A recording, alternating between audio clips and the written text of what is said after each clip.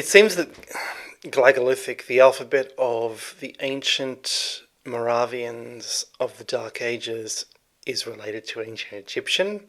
When I saw this, my eyes popped out of my head.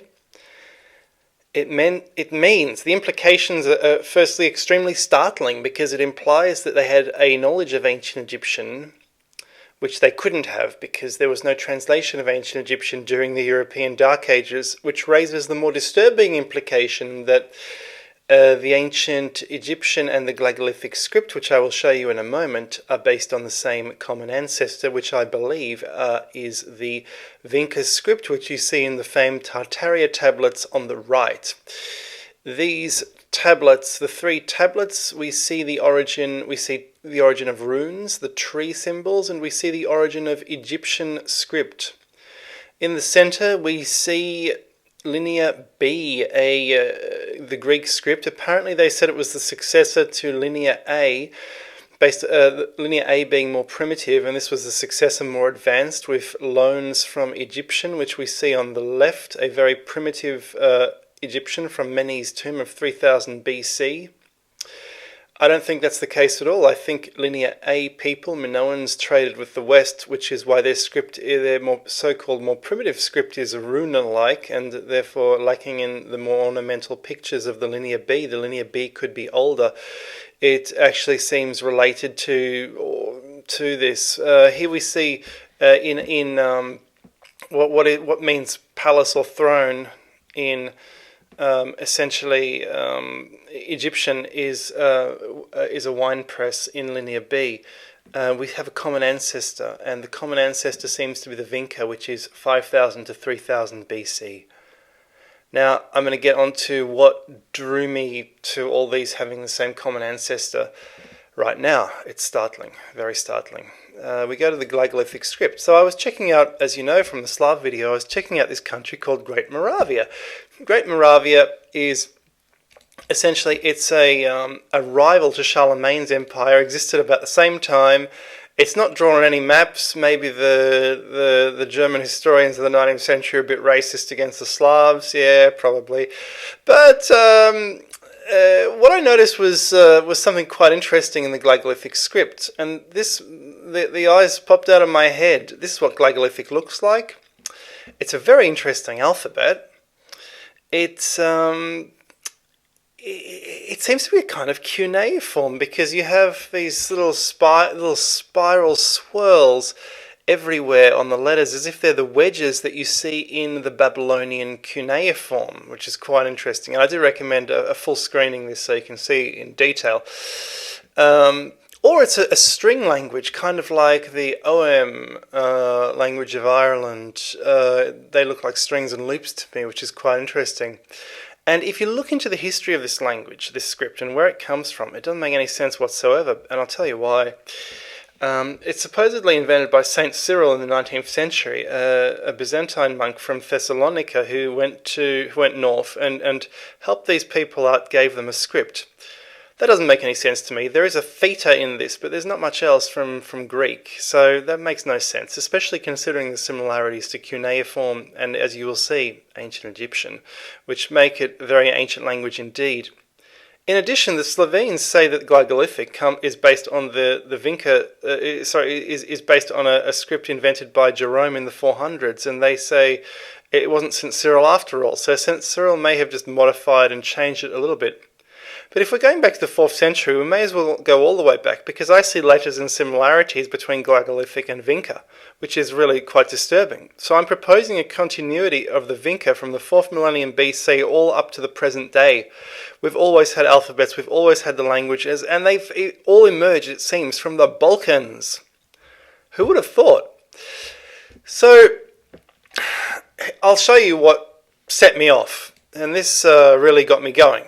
So what got me going was that the Glagolithic script of Old Moravia from the Dark Ages has meanings attached to each letter.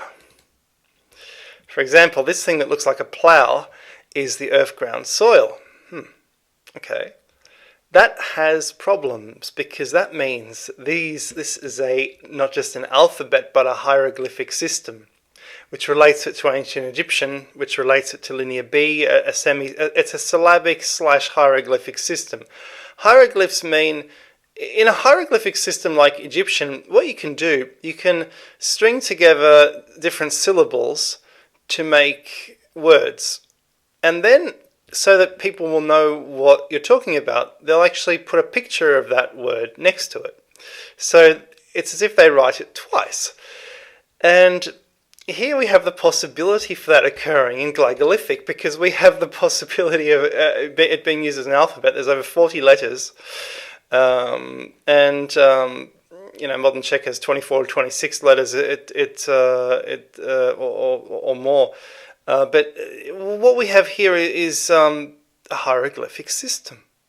And not just that. It's based on Egyptian, or it's related to Egyptian, or Egyptian comes out of this. So this is truly ancient, and I'll show you why. We have the names of these letters, they remind me of Egyptian hieroglyphs. We have life.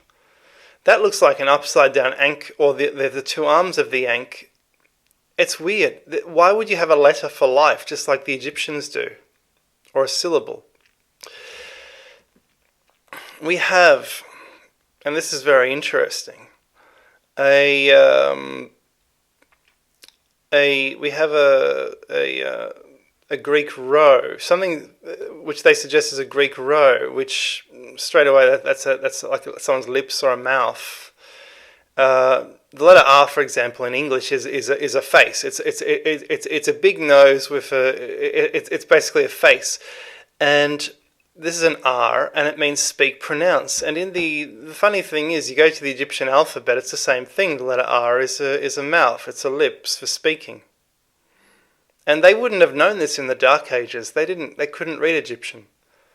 So Egyptian and this comes from the same source. The archaeologists won't say that. In addition, we have a word for worm, a letter for worm.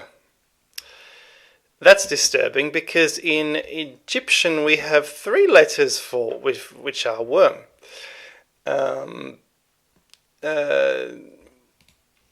Which is quite interesting. The V, the F, the Ch, TCH or J. More recently it's pronounced as a J rather than the TCH of the early 1900s. In addition, we have that the S is sometimes is also a type of snake, which is interesting. Our letter H comes from this, is an abbreviated version of this loop, as you can quite clearly see. And you see the loops as well in here and in here that you do see in the Glagolithic script, where it's just endless loops. These are hieroglyphs, a hieroglyphic language in Europe.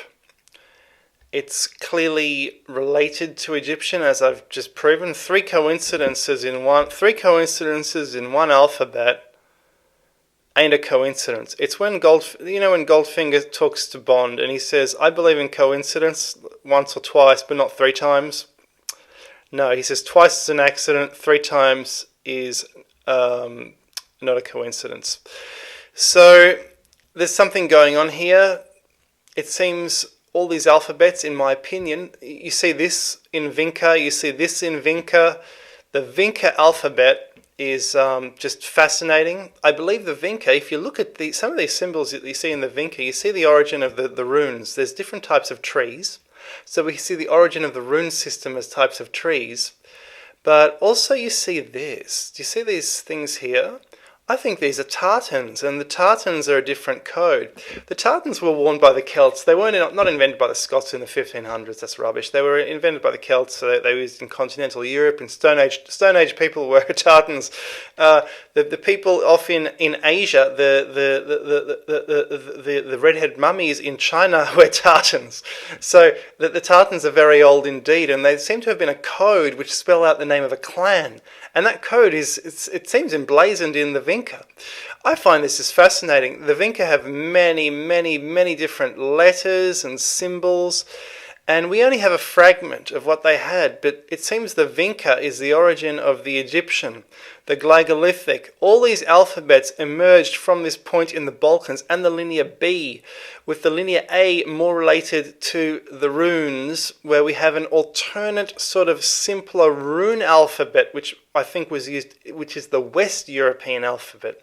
This more complicated alphabet is the East European alphabet, which is the Linear B, the Egyptian hieroglyphs, the Vinca, and as you saw at the start, they all look the same. Whereas I think it's been simplified into something like the runes in Western Europe. So anyway, I hope you've enjoyed that video. I just couldn't help but make that video because it explains quite a lot. That is not a coincidence. What I just showed you is not a coincidence. It proves that the Egyptian alphabet and the Glagolithic alphabet it proves the Glagolithic alphabet is unbelievably old. It goes back to the time of Vinca, and there was a continuity between the Vinca and today, and that the Egyptian alphabet comes out of this tradition. That's incredible.